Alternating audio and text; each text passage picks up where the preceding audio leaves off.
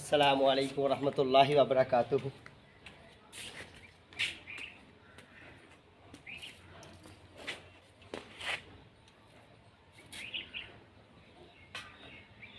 Shahraj gardening ideal खुश आमदीद। Welcome कहने जनाब अपनी गार्डनिंग अपने काम ते अज दोस्तों तुहानू असी पौधे ए वाले कट के विखाने ने इंशाल्लाह। इस पौधे में गोल्डन फैक्स कहते हैं, गोल्डन फैक्स इनू ब्लैक फैक्स कहते हैं। इन्हों मैं पहला भी कट के गया सा बना के गया हाँ, हुण भी तुहानू बना के विखाने। साडी वीडियो एंड तक तुसीं वेखनी है। तो आज़ार मेरे को 2 महीने जे आड़ी नाल वढ़ना पै गया तो आड़ी नाल वढ़ देंगे, जे इहदे नाल कट्टना पै गया कटर नाल तो कटर नाल कट्टांगे इंशाल्लाह अल्लाह दे फजल नाल। ते वीडियो साडी एंड तक दोस्तों वेखनी है। तो कोशिश करनी है कि आप भी सीखिए, तो कोशिश करिए कि अपने मुहब्बत करने वालों को अच्छा जहा आइडिया दईए, अच्छा जहा सिखाने की कोशिश करिए। आज़ार मैं अपना इधर रख लेना। बिस्मिल्लाहिर्रहमानिर्रहीम। ए थले मूवी फाइकर का पौधा लगा, इन्हें भी बनाने की कोशिश करने इंशाल्लाह। बिस्मिल्लाह।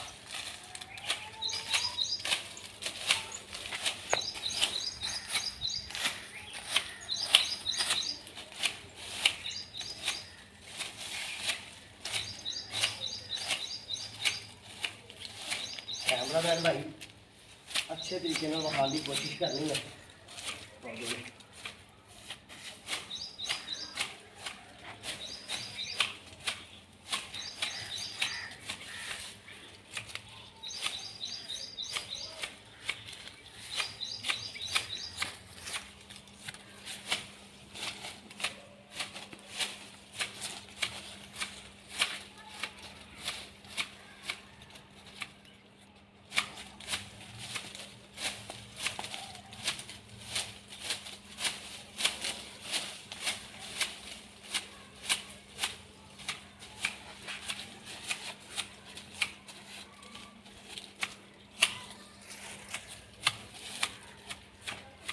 दोस्तों यह मूवी फाइकस का पौधा है,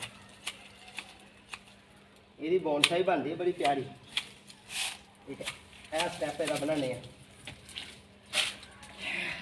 माशाअल्लाह। पौधे अल्लाह ताला ने बड़ा हुस्न दिता है, पर माली बनाए तो फिर बनती है गल। लो जी क्या विखाओ जी।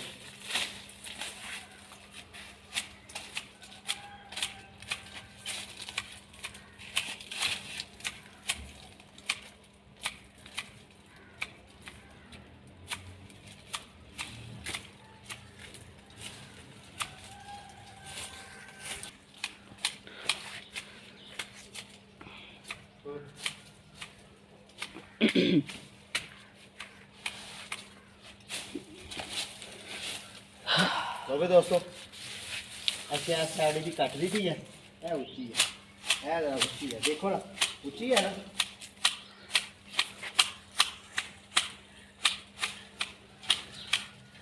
देखी ना जाया करो, कोई थोड़ा जहा ना मशवरा भी दे छड़िया करो, देसी जहा बंदा दस छड़िया करो यार मोल भी है उच्चा ही है नीवा ही।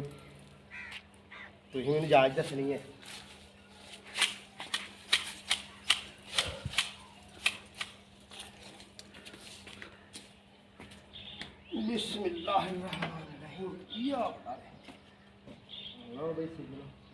घोड़ी भी आह लैंदी है।